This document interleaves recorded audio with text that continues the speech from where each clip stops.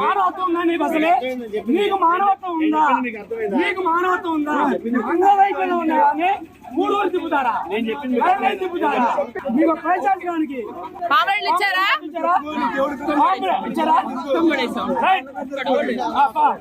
ఎక్కడ కనపడద్దు మీరు అసలు, ఎక్కడికి రావద్దు అసలు, మీరు ఎక్కడికి రావద్దు.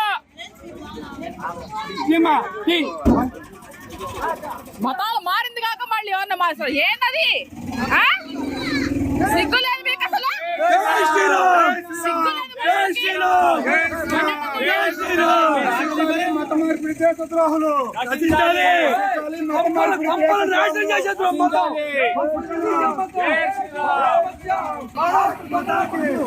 జై శ్రీరామ్.